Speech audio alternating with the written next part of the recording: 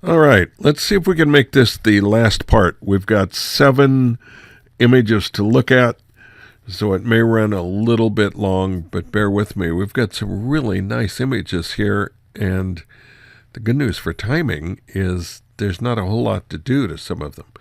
So let's get this show on the road, get underway here. Here will come our first one. Here's our first shot, a nice, almost macro shot of a flower, composes nicely. We've got some interesting concepts going here, playing this green color off against the red magenta of the flower so that it really stands out. The only thing to watch out for when you do that is, remember we talked about this in one of the earlier ones, your eye is going to be drawn to those things that are different from the main part of the shot. And frequently, that's the area that you would make the focal point of your shot. But I'm assuming that this center part of the flower here is our real focal point, not this leaf sticking through the petals. So I would probably want to subdue this a little. You've got a really interesting narrow depth of field going anyway, so I would probably have tried to shoot this to where that out of focus area included this. And there might be a little bit of that color then showing through because it's out of focus, but the real sense of it is this. The exposure seems really pretty good. There's not a lot to do to this.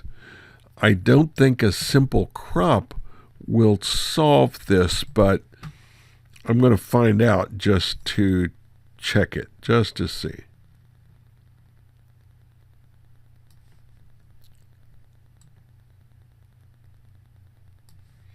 Remember, this is the part that we want to have everything else in the picture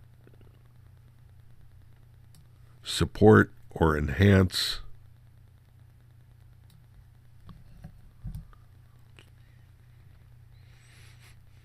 Okay, well, actually, we're kind of onto something here. So let's see what we can do to minimize this bright green leaf. And the first thing I'm going to try is something we've done a lot, which is simply to darken it. So I'll use our friendly layer mask routine. We'll start with a multiply.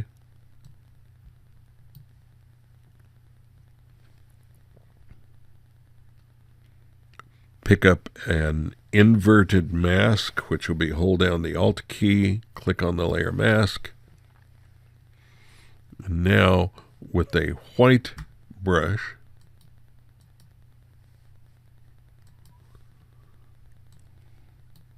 we'll see what we can do to darken that area. And while we're at it, we might as well darken this outer edge just a little bit.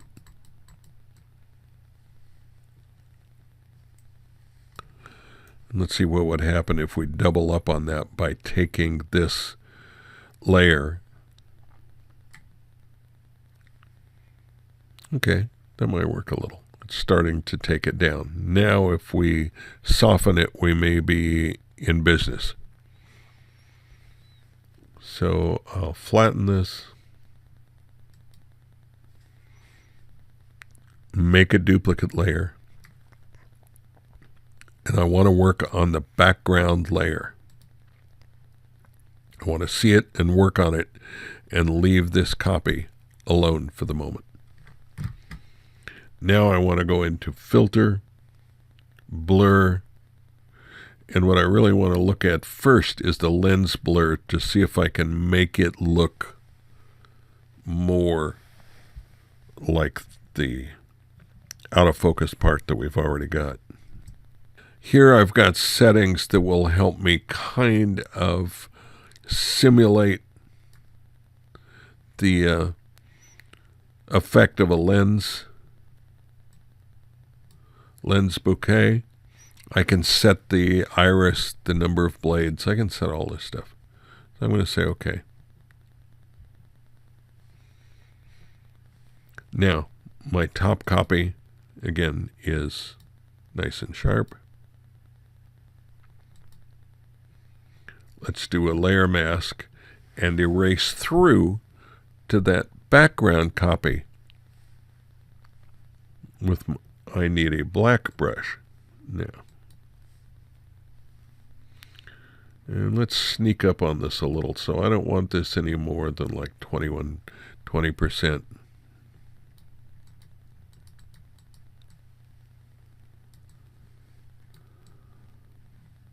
This is already out of focus here, so I'm not going to have to do much to it.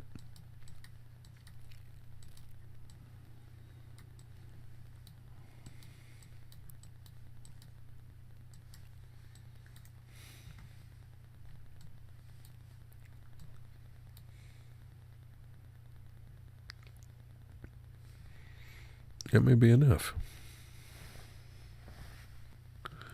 Okay. Now I do want to darken that a little bit more. So I'm going to flatten this again.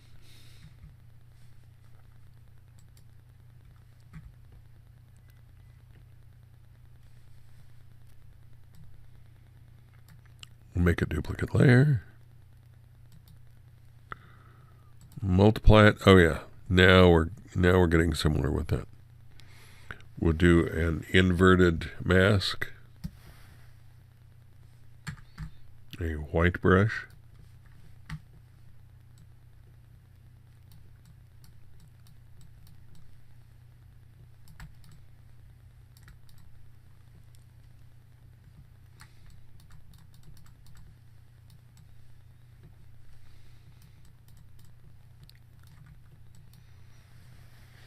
Now, we've got this contrasting color, but this is what really stands out. And I'd like to bring it out just a little bit more. So I'm going to flatten this. I'm going to do another layer. So I'm going to come down on this bottom part once again. And I want to add some real contrast to this. I don't care what's happening here. I'm going to use my layer mask to where I'm only taking this. But I want to add some real oomph to this, and I want to do it in a couple of ways. First, I want to add a little brilliance to that yellow. So I'm going to take yellow, and I'm going to saturate it a little bit. And then I'm going to grab the image adjustments curves,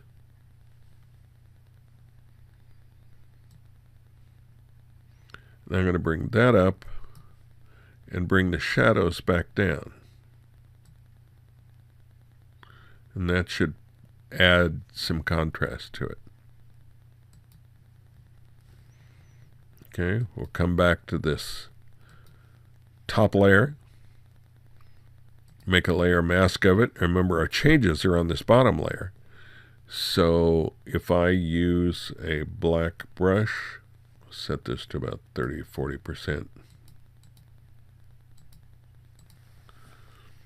And I especially brighten this outer ring of yellow petals.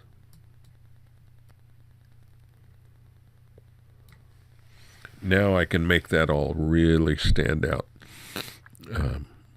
and make us concentrate on that middle part. Okay, let's grab the next one. I have an interesting seascape there. Man, this is really unfortunate, this railing that's in your shot. And I don't see any way to get rid of it, because if we crop it down to where we've still got this foreground and background, we still have part of this railing. We could clone a little bit of tree over this to make a little bit of inroads on it, but I don't think it's going to be the same shot. It's unfortunate, but I think that's an issue.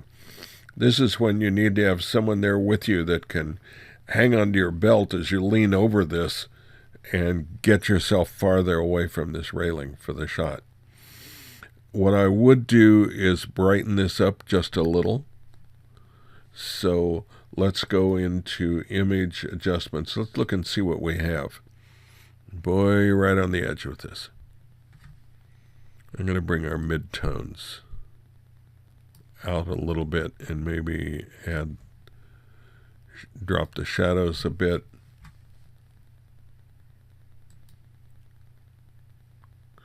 We'll go to curves next. We're just following the standard procedure right now. I really don't want to blow the sky out anymore, so the only thing I'm going to do is elevate the midtones. Bring our sky actually back down some. And now bring our shadows down a little. Well, that's helping some.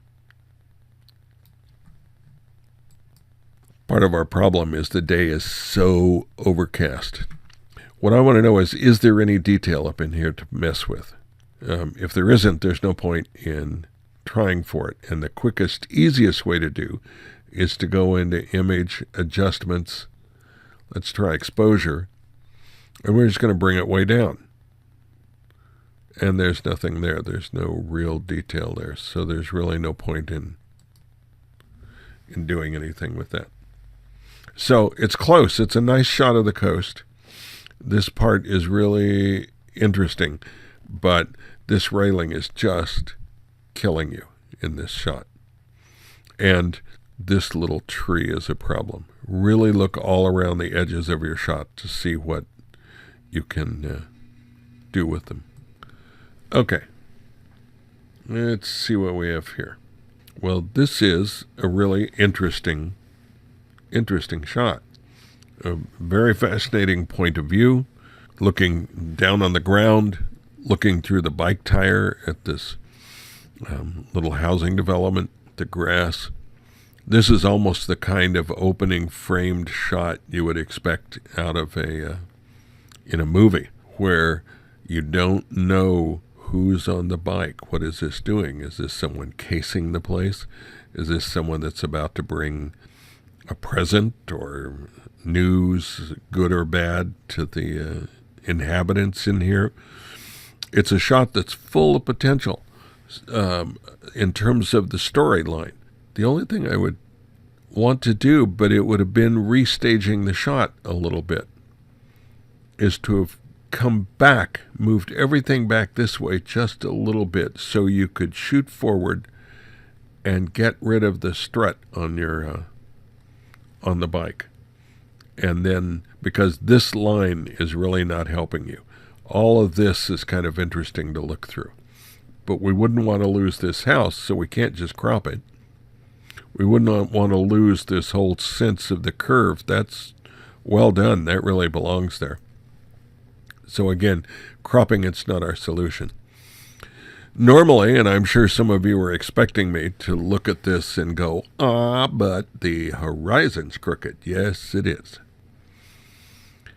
In the film world, this would be referred to as a Dutch tilt, because it was a common compositional tool that some of the early German cinematographers used. And what they did was they threw the world off kilter to build tension and the idea of some dynamics in the shot. What you have to watch out for is when the horizon is just a little off, so much that it's noticeable and you see it and it's uncomfortable. Then it needs to be fixed because it looks like an accident. Here, where it's done to this degree, then it looks like it's more purposeful, and our only question then is, does it work or not? And here I think it does, because it adds to the interest and the tension of this shot. So I think this is a well-done idea. Might be fun to work with a little further. Maybe build a story around this bike cruising the area. What's it doing? Who's riding it? What's on it? Leave those stories to the viewer. Okay, let's grab another one. Well, this is interesting. I'm not totally sure what the story is. I've got something here in the background that I can't tell. Is it a little teensy person? Or is it part of a poster or what? This is really kind of an enigma in there. The light here on this wall or door or whatever it is really kind of a problem. It'd be nice to tone that down. And the balloon is really interesting, having no idea what all this stuff means. It looks like it's magic marker on this balloon surface. So if this is our primary focal point, then the question is, what is all this other stuff doing for us? Is this little guy looking at it? Is he hiding from it? What really is going on here? And we've got some blown out areas. One of the quicker ways to deal with this, at least to tone it down, is to come over and pick up a real color here.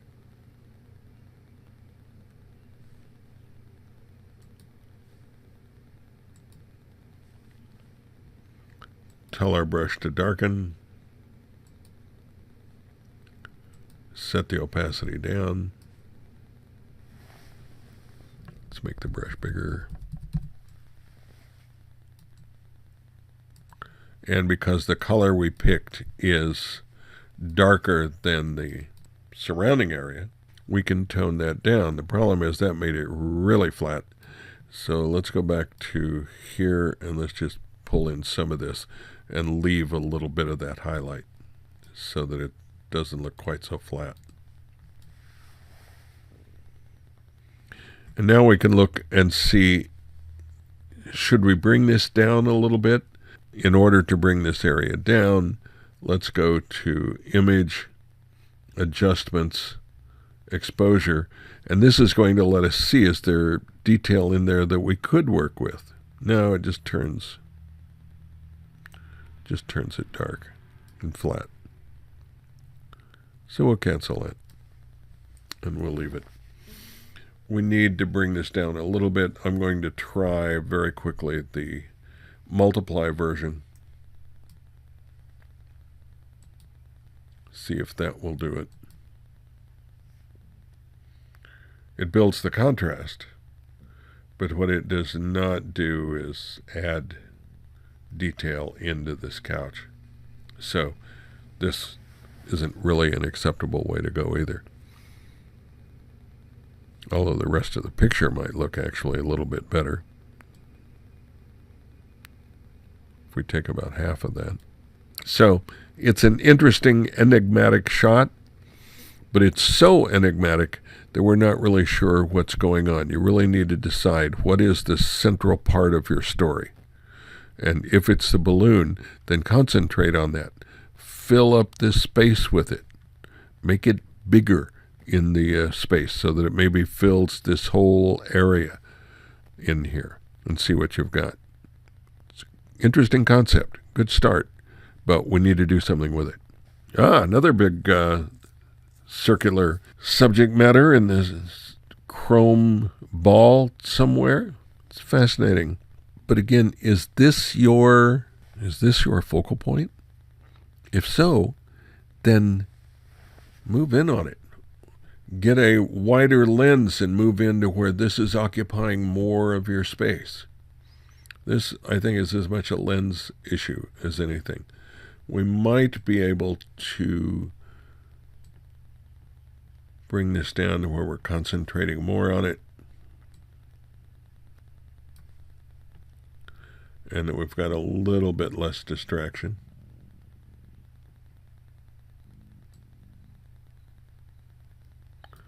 Still leave some building there so we can see these balconies are kind of a problem. Let's get rid of those.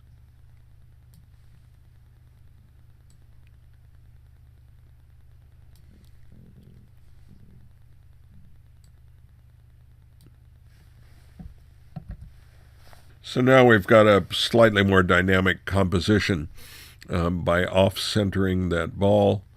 And we've still got it in its environment. You can still see what's around it. You can see it's in some kind of building or special facilities environment.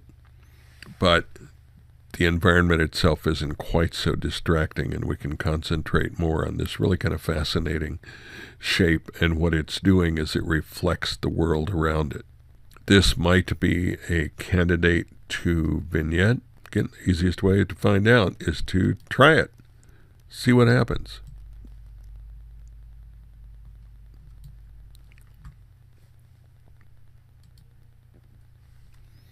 Take a black brush.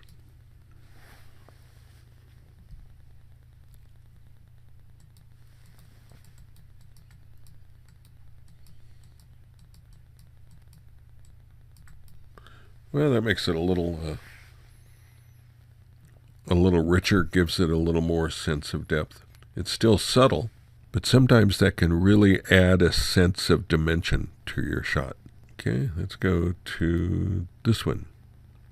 Oh, this is fascinating. It's like this little character is trapped behind these bars, looking out, maybe wanting to get out into the real world. This is an interesting concept shot. All of these in this particular group have been kind of high concept shots that are fascinating. Again, I'm not sure I would do much of anything, with the possible exception of lightening the sculpture a little bit. This is bright. We've got this bright light, and that's kind of cool because it's here in the dungeon, it's dark. Here outside in the light is maybe where this character would like to be. It's a fun potential story that's being told in this. So I don't think I would do much of anything to it. Again, I think this is a really good call. The only thing I might do is straighten up this line, and I'm not sure of that necessarily, but let's, just for grins, let's see what would happen if we select it all. Do a skew.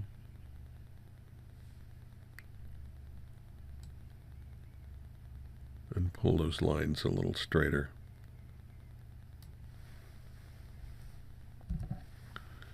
Hit enter to take it, deselect. Yeah, I think I like it straight a little bit better. That's just me though. Okay. This is very cool. Interesting shot. It would be nice if he were a little bit lighter relative to the background. But on the other hand, maybe the story is, that the prisoner is becoming the cell. There's a lot of potential you could do with this shot. And some of it has already been done. It's really a nice shot.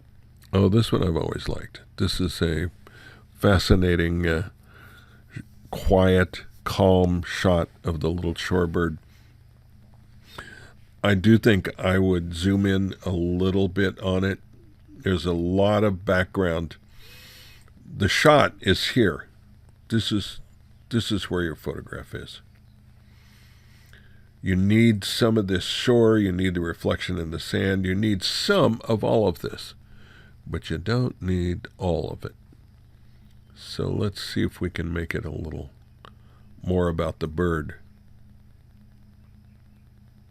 and less about the ocean.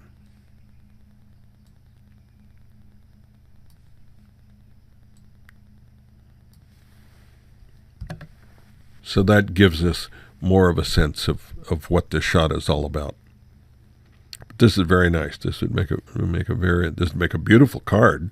My commercial background sometimes comes out, and I can't help but look at a shot and think, how could you make money with this? Well, I think this would be one of those that would make a great poster or card. And if it were mine, I'd be seeing what I could do with it along those lines. Okay, that finally wraps up the ones that were turned in on time for the critique. And I'll get this posted for you. Overall, you guys did a really good job. If this is your starting points, then you have some really good stuff to work from.